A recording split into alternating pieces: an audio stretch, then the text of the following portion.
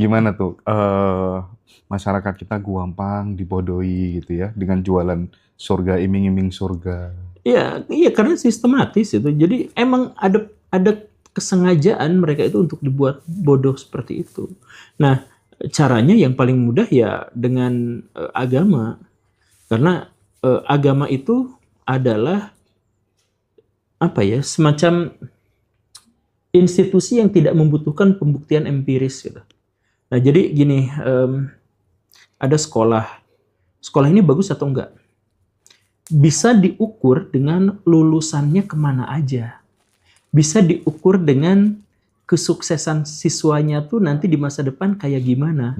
Itu kan mereka bisa takar, mereka bisa ukur. Tapi coba kalau misalkan ikutan pengajian, takarannya tuh masuk surga dan neraka yang nggak ada orang yang bisa mengujinya. Nah, karena nggak bisa diuji, maka siapapun tuh bisa ngaku-ngaku. Bisa ngaku cucu Nabi, bisa ngaku pewaris Nabi, bisa ngaku orang yang mengerti melihat hal yang gaib, dan lain sebagainya. Itu kan nggak bisa diukur, nggak bisa ditakar. Saya lihat cukup aja kayak gini.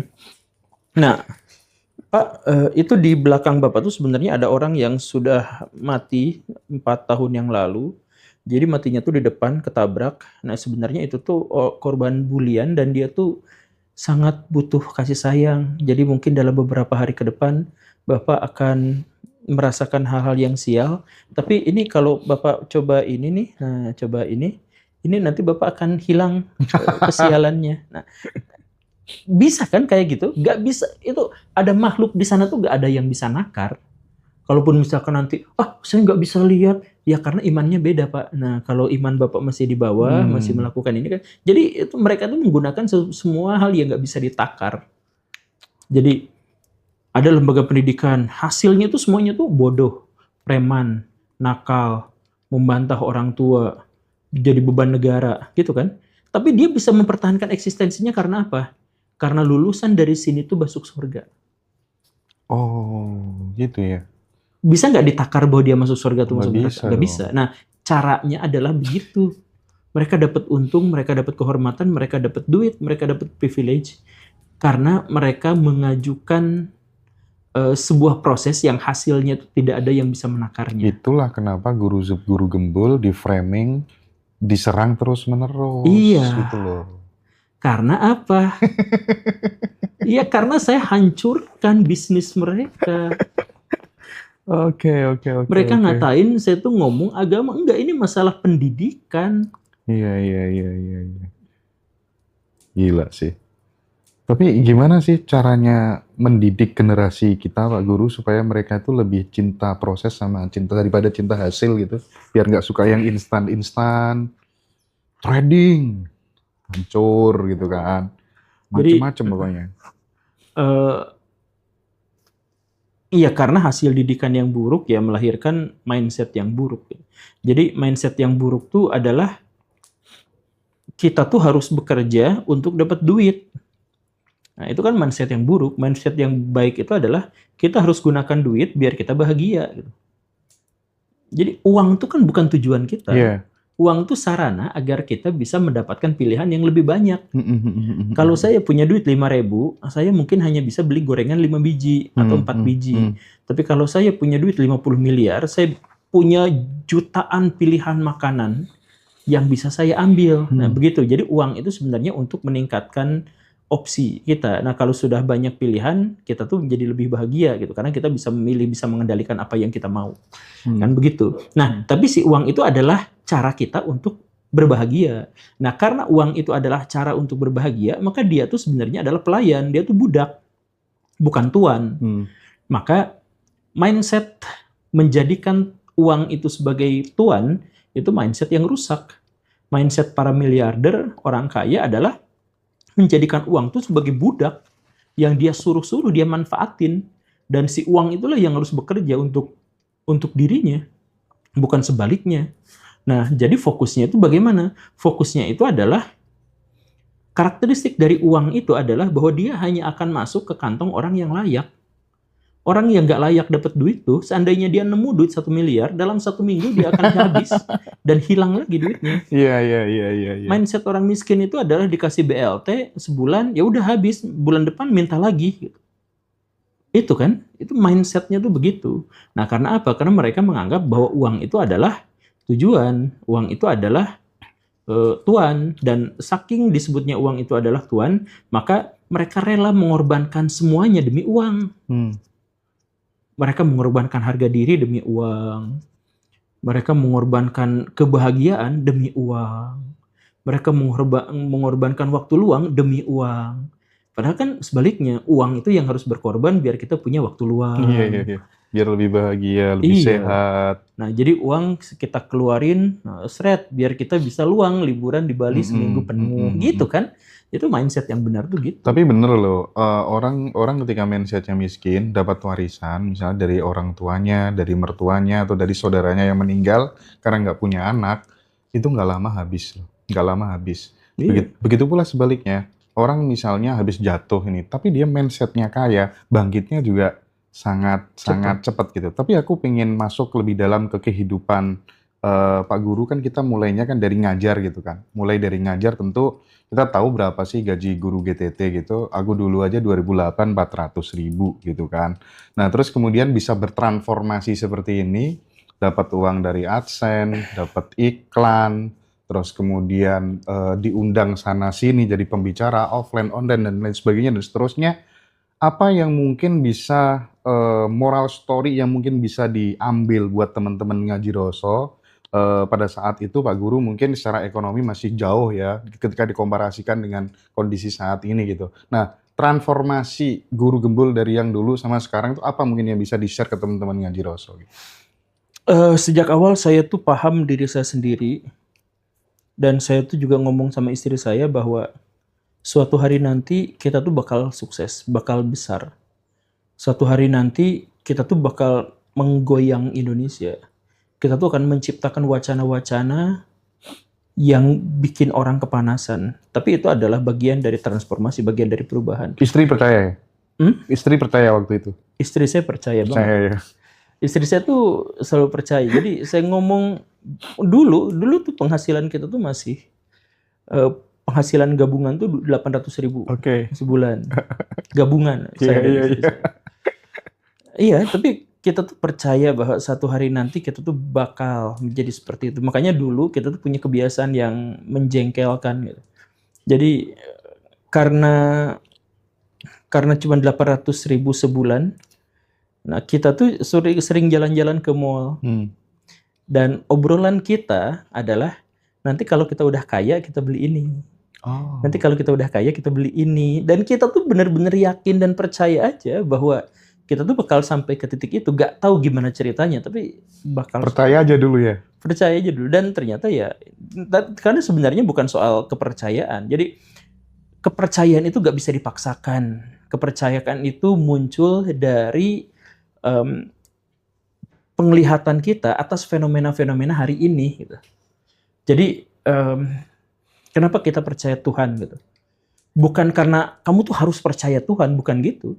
Tapi karena kita lihat, ini ada kesadaran yang non material, kemudian ada orang-orang yang bisa berjalan sendirian, kemudian ada sistem yang nampaknya bekerja terhadap dunia dan sebagainya. Nah, kita tuh akan terdorong untuk menjadi percaya dan bukan karena disuruh, dipaksa. Kan ada orang-orang yang kamu tuh harus optimis dong. Gak bisa, optimisme dan pesimisme tuh gak bisa diatur. Kita menjadi optimis tuh setelah kita lihat lapangan, kemudian kita menyangka bahwa kita mengunggulinya dan bisa mengatasi tantangan-tantangannya. Nah, kita optimis. Kita menjadi pesimis tuh ketika kita melihat lapangan, kita lihat realitas, ternyata itu tidak mendukung kita.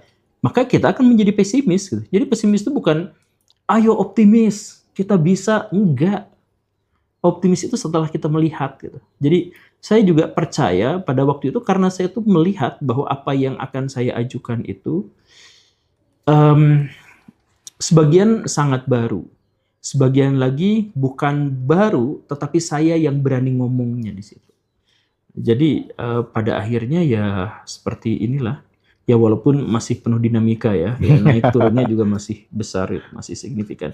Tapi yang jelas bahwa kita tuh percaya bahwa satu waktu nanti kita tuh akan menjadi lebih besar lagi, menjadi lebih kuat lagi, dan kontribusi kita terhadap masyarakat, kepada kemanusiaan, kepada perdamaian, itu akan kita raih. Itu reasonnya kira-kira apa? Kok bisa sepede itu? Karena memang, atau mungkin sudah sadar potensi, aku punya sesuatu yang unik, aku belajar banyak hal, tahu banyak hal, aku punya keberanian, yang ini jika aku ungkapkan secara terang benderang yang mengguncang sistem, atensi orang akan ke sini semua, atau seperti itu? Ya semacam itu persis. Hmm. Jadi saya nggak usah ngulang.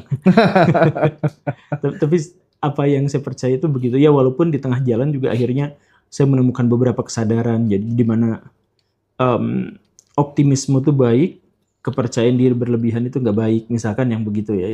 Itu juga kita akan evaluasi setiap saat gitu. Jadi saya memikirkan tentang kehidupan saya, merenung untuk kehidupan itu adalah jatahnya harus lebih lama daripada waktu yang saya habiskan untuk baca gitu. Jadi merenung tuh harus lebih lama daripada baca gitu. Baca itu artinya adalah meminjam otak orang lain dan pengalaman orang lain untuk menelaah kehidupan. Sedangkan di dalam buku itu ada yang relevan dan ada yang tidak relevan. Tapi mencoba merenung dan memahami diri sendiri dan orang-orang yang ada di lingkungan, itu porsinya harus lebih besar, karena disitulah kita mungkin bisa mendapatkan pencerahan. Itu dilakukan konsisten setiap hari, yang disebut Pak Guru sebagai mengendapkan pikiran itu tadi. Iya. Jadi kenapa saya bikin konten rapat gitu ya 2 hari sekali gitu. Saya kalau lagi luang tuh bikin konten tuh bisa 3-4 kali. Ide saya tuh ngalir tanpa henti gitu. Ya karena itu, jadi saya akan terus-terusan memikirkan. Jadi bahkan keresahan saya bisa jadi konten, bahan bacaan saya bisa jadi konten, pengalaman saya bisa jadi konten. Ya, jadi ya enak aja. Terus kalau uangnya Pak Guru udah banyak, ibaratnya udah cukup-cukup, lebih-lebih nih buat Pak Guru sendiri, buat keluarga, buat anak-anak, bahkan buat cucu, mau dikemanain uang itu? Uang yang saya kumpulkan itu ya hanya untuk kehidupan saya di zaman saya gitu. Jadi maksudnya saya mungkin tidak akan mewariskan kepada anak-anak saya gitu. Mereka harus mendapatkan apa yang mereka perjuangkan gitu, bukan mendapatkan apa yang mereka dapatkan gitu. Jadi ya sekarang kita coba bikin sistem gimana caranya uang itu tidak keluar. Kita bikin aset dan ya hal yang semacam itu, dan kita juga tetap harus berbagi. Kita bikin proporsinya aja sesuai dengan kehendak agama, di mana sekian persen sedekah, sekian persen zakat dan sebagainya, harus ada kalkulasinya. Kemudian investasi untuk jangka panjang itu harus berapa, uang aman itu harus berapa, untuk keluarga itu harus berapa, dan kehidupan keseharian juga harus berapa, beli mainan juga berapa. Ya saya masih beli mainan. Beli batagor. Ya beli batagor tadi di depan, ternyata di sini 15.000 ya, kalau di Bandung 10.000 itu ya. Tapi enak mana Pak Guru? Enakan yang di Bandung. Enak yang di Bandung ya? Iya sih. Nah, di segmen terakhir Pak Guru, nggak lengkap rasanya kalau kemudian Pak Guru tidak memberikan pandangannya terkait dengan seberapa optimis dengan pemerintahan Pak Prabowo hari ini, gebrakan-gebrakan yang dilakukan oleh Pak Menkyu, ya kan, Pak Purbaya gitu, dan apa nggak memang sudah saatnya ini Prabowo menciptakan, meng-create Purbaya yang lain gitu, misalnya untuk pimpin Polri, KPK, misalnya kayak Bu Susi, Ignatius Jonan, dan lain sebagainya. Itu tuh gimana prediksi-prediksi Pak Guru ke depan? Sejauh yang saya amati sekarang, Pak Prabowo itu bukan ngangkat menteri berdasarkan kebutuhan masyarakat, tapi kebutuhan dirinya sendiri. Karena dirinya itu rentan sebenarnya.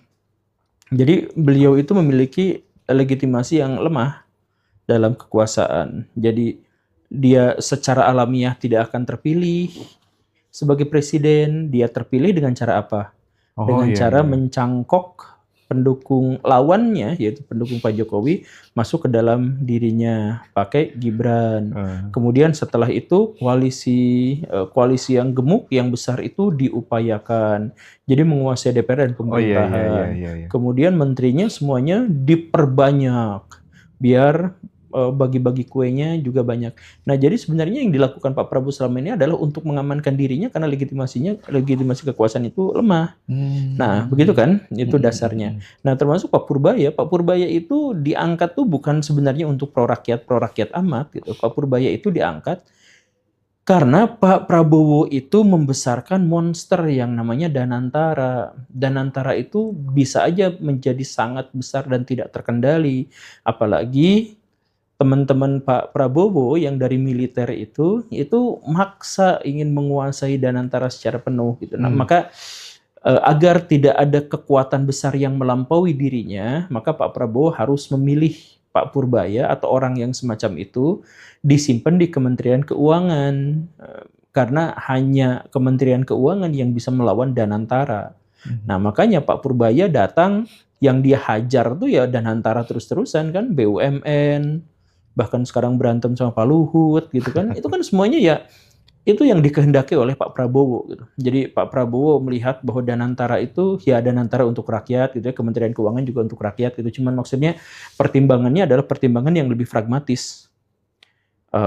Di mana orang-orang, dan Pak Purbaya itu buzzernya kuat sekali, besar sekali. Ada anggaran buzzer kayaknya gitu ya. Itu buzzer atau natural ini sih? Enggak. Kementerian Keuangan itu sejak zaman Ibu Sri Mulyani itu buzzernya yang paling kuat di antara semua kementerian di Indonesia gitu. tuh. Dan mereka tuh bisa membolak-balik opini. Pantas ya, semua medsos kita tuh dipenuhi dengan Purbaya Iya, gitu. bahkan sebelum beliau penuh gebrakan itu udah keluar terus kan. Itu emang buzzernya besar sekali, kuat sekali. Ya bukan berarti jelek juga, karena ya namanya juga pemerintah gitu, butuh untuk mensosialisasikan. Cuman maksud saya adalah kalau pertanyaannya kenapa nggak ngangkat Purbaya yang lain ya, Pak Purbaya sendiri sih problematik dalam hal sekarang bagus sekali, sekarang bagus. Tapi biasanya ekonomi yang bagus untuk sekarang itu mengorbankan masa depan. Maksudnya gimana? Ya misalkan kebijakan Pak Purbaya itu untuk menggelontorkan uang ke masyarakat biar jalan gitu. Itu bagus kan? Bagus banget. Coba ceritanya sama rakyat itu dijadikan tempat usaha. Bagus kan? Bagus. Gimana kalau bangkrut? Kebangkrutan itu bakal kerasa tuh 2-3 tahun ke depan. Nah, jadi kalau Ibu Sri Mulyani itu kan nge-save uangnya, nimbun duitnya di situ, sampai ada depositonya sambil bisa dibagi-bagi kemana mungkin gitu ya, seperti itu. Nah, sedangkan Pak Purbaya itu nge-share langsung untuk rakyat, itu langsung ambil resiko untuk usaha gitu dan lainnya. Dan memang itu bagus untuk sekarang. Ya, tapi maksudnya berapa persen di antara mereka yang akan berhasil? Nah, ini pertaruhan. Jadi kita butuh mengawal ini. Jadi maksudnya kita tetap harus kritis dan skeptis. Bukan berarti kita menghina atau menjelekkan Pak Purbaya. Cuman maksudnya beliau itu agresif sekali dalam ekonomi Indonesia tuh. Agresif, demonstratif gitu. Dengan keberanian mengambil resiko yang luar biasa. Itu benar. Tapi keberanian mengambil resiko itu kan pada akhirnya tuh bisa berdampak pada masa depan gitu. Nah, sekarang kita belum kerasa. Belum. Iya. Atau misalkan kalau uang dikasihin kan akhirnya menghasilkan inflasi. Inflasi itu kan baru kerasa tahun depan mungkin. Baru kerasanya tuh. Jadi mau inflasi kemudian mau nanti uang yang macet di masyarakat dan sebagainya itu baru akan kerasa tuh ke depan. Belum lagi nanti mafia-mafia gerak lagi, ini Purbaya dari kemarin gini. Itu kan mafia-mafia tuh mengumpulkan kekuatan tuh sekarang. Udah cukup waktunya tunggu momentum untuk menumbangkan. Bisa langsung digulingkan. Makanya saya tuh suka menduga kayaknya tahun depan udah terguling deh. Walaupun sekarang udah ada wacana-wacana gitu kan, reshuffle gitu. Tapi pikiran saya tuh tahun depan kayaknya. Tinggal kita lihat dari kasus WU saja kemarin tuh kan udah indikasi nah, gitu ya. Jelas banget, Pak tuh menelan Prabowo, ludah sendiri kan. betul, Pak Prabowo maksa bahwa APBN harus ditanggung, WUS ditanggung APBN, sedangkan Pak Purbaya menolak. Presiden sama menterinya berantem sendiri gimana? Oke, nah aku tuh ada satu hal terakhir yang lupa setiap ketemu Pak Guru, karena tentang isu konspirasi, ya kan? Bahkan aku beberapa kali ngobrol dengan Pak Dharma, waduh MBG, di balik MBG itu ada sesuatu, niat baik tapi dipaksakan, itu bukan programnya Pak Prabowo, itu siapapun jadi presiden akan lakukan hal itu gitu. Apa sih tanggapan Guru Gembul terkait dengan isu konspirasi ini, nanti bakal ditanam chip segala macem, bahaya nanti kalau internet dimatikan, dan itu kan kadang orang menimbulkan rasa takut juga gitu. Tapi kalau diangen-angen dari yang program New World Order itu kok urut-urutannya kok jelas semuanya, kok bener semua, yang mulai dari COVID segala macem gitu. Apa tanggapan Guru Gembul tentang isu-isu konspirasi? Konspirasi itu adalah prasangka kan? Dan prasangka tuh dosa. Jadi jangan berkonspirasi. Jadi di dalamnya ada chip dan lain-lain tuh, kalau elit global itu benar-benar menjalankan tujuannya, dia nggak butuh chip. Kan katanya untuk mengendalikan pikiran manusia, otak manusia itu sekarang dikendalikan sama pihak lain. Dengan buzzer, dengan media itu kita dikendalikan. Algoritma, medsos, segala macam. Iya. Coba misal ya, ini misal. Waktu kemarin pesantren itu dicaci maki, dihujat.